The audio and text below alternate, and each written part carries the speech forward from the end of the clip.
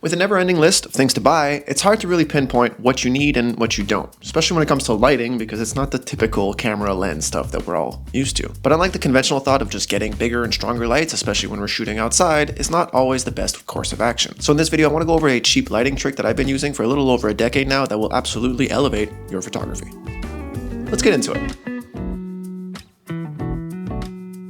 So we worked on a campaign with Vans a few months ago, and if we look at this first shot over here, we'll see that we want it to be very environmental, but at the same time controlled and have this kind of studio aesthetic to them. We wanted to make sure that we put our product in an environment in which we wanted it to be. In this case, it was for a surfer. So we wanted it to be very much on the edge of the beach, but at the same time, bring back those skating aesthetics. What's important to note, especially if you want to try to level up your stuff, is to just control every bit that you can. There's nothing wrong with shadows, but in order to control them and in order to use them in midday sun, it's going to be challenging to not distract the viewer. So what we did for a shot like this is we're on the beach, we're out in the midday sun, it's probably like noon right now, and that's obviously not what products look like if you just shoot them with the sun.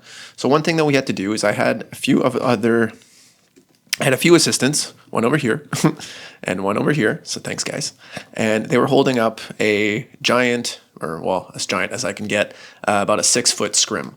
And that scrim was creating a nice big even shadow on our product, or at least the scene of which I'm trying to photograph.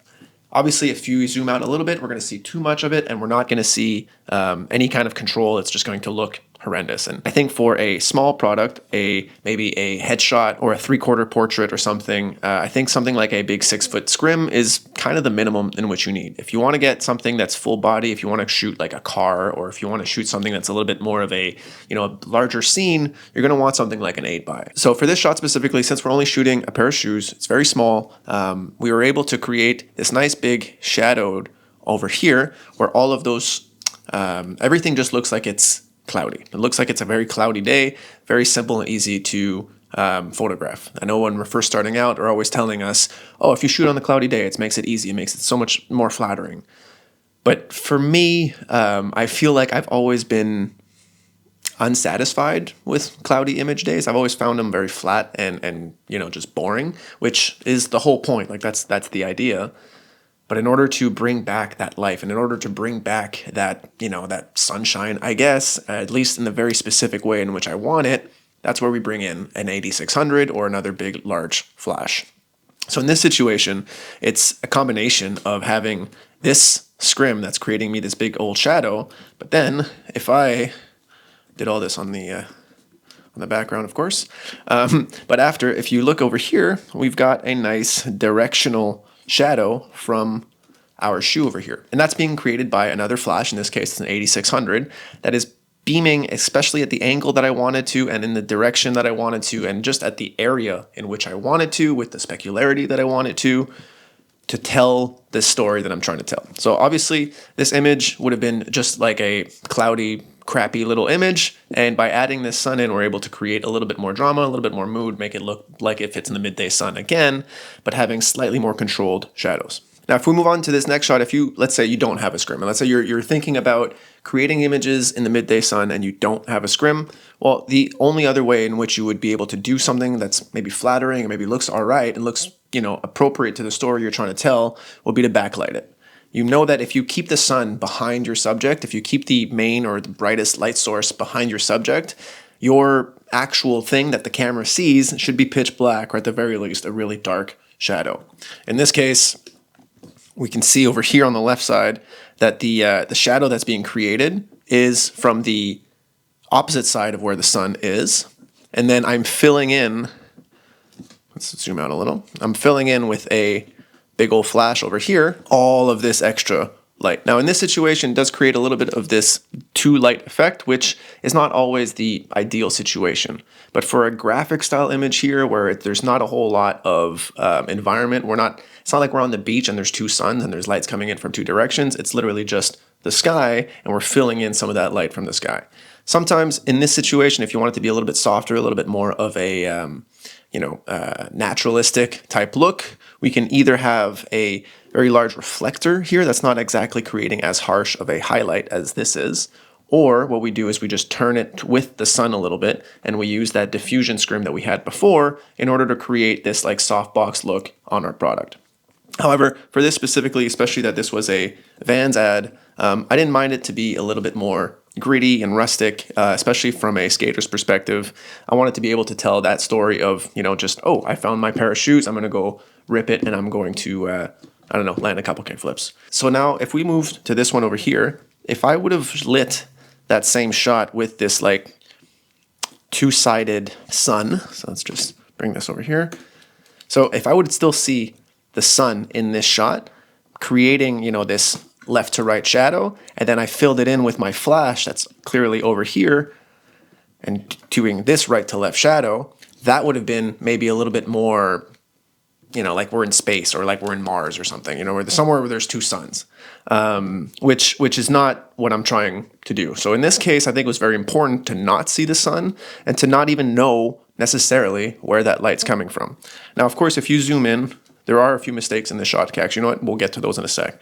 But the way that the product over here is being lit and the reason it looks so controlled is because I controlled it. I've got my two assistants that are over here, and they're holding up that big 6-foot scrim over here, and it's creating a shadow from the sun, giving us a nice, even lighting situation, at least right here.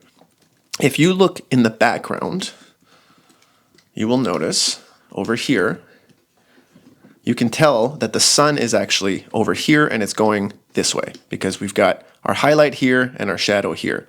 Now, unfortunately, for some reason, I decided to put my light on the right side over here and shoot this way. We were trying to show off the soles, and if I would have styled it maybe differently and I put the light on the other side, maybe it would have looked a little bit more consistent.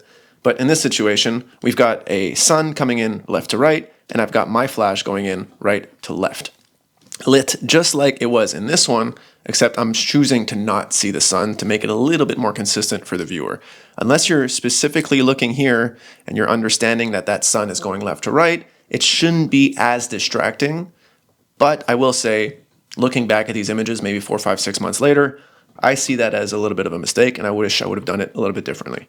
But the idea is still creating this, let's just restart that. The idea is to still create this box of shade, this box of shadow, this open shade that has a consistent look and has no weird shadows and nothing that, we don't want, and then filling in that highlight and creating the shadows, creating the direction, creating the mood that we want with our flash. But it's not just by having a bigger flash to overpower the sun. It's about creating shade and then using our flash where we want it, how we want it. So let's move on to this next one here. So over here, what we're doing is that we're just looking for these pockets of shades. We're still on the beach, but we just happened to find this little stretch of pavement that had complete shadow, which allows you as a photographer to put in those highlights where you want them. So it's not about just being like, oh, let's go shoot in the shade. Let's go shoot in the shade. It's about finding pockets of shade or creating them and then putting in your light where you want it. So in this case, as you guys know I love to do in this channel, we've got a nice little shutter drag. I'm rolling on the skateboard next to Lucas over here, and we're both kind of going in the same direction, so it makes it a little bit easier to create something that looks, consistent. There is probably maybe 1/3 of a second or something type of exposure, filling in the rest with our on-camera flash, or I think it was in my left hand. Oh yeah, it was actually. I had a flash in my hand and a camera in the other, and this shot over here kind of gets a better story of, like, you can see how the sun was hitting here, but this whole section of the pavement or of the boardwalk was all covered in shade. So I can fill in what you see here. That's my flash creating all of this extra light that's just filling in and letting us see the product in which we're trying to see.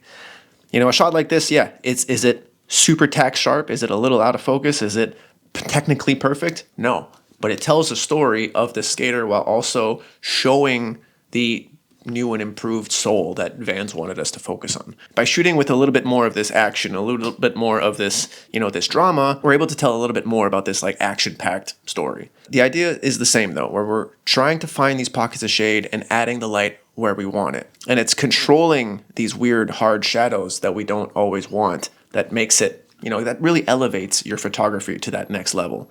Funny enough, I don't know if you guys have noticed, but over the last few months, I've had like this little like scar scab here, that was from this specific shot in which I'm following Luke. I think it was, if anything, we hadn't even started shooting yet.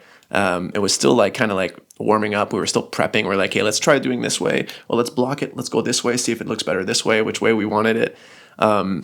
I hit a crack. I fell. I tried to save the camera, and the bracelet that I was wearing like completely impaled me. And that's just, I guess, parts of the job. But that was that day. That was this shot, and I would do it again because I'm really happy with how this turned out. So I think if you guys just take into consideration the pockets of shade, and if you don't have one, bring one, buy one, get one. You'll be able to elevate your photography to that next level. It's not about always having more lights and more shadows and more things and oh beesh. It's not always about trying to compete with the sun. It's not always about trying to overtake the sun, overpower the sun in every single way. It's about just finding those pockets of shade where the sun isn't. It's not about being afraid of shooting in the sunlight. It's about using it to your advantage and telling the story you're wanting to tell. So even though this looks like it's the sun and it's entirely my flash, the only reason I'm able to get away with it is because of that scrim that's there. So use that for your own photography. I hope you guys got a little bit of something out of this one. Leave a like on your way out, maybe subscribe if you're new here, and I'll see you guys in a couple days. Later.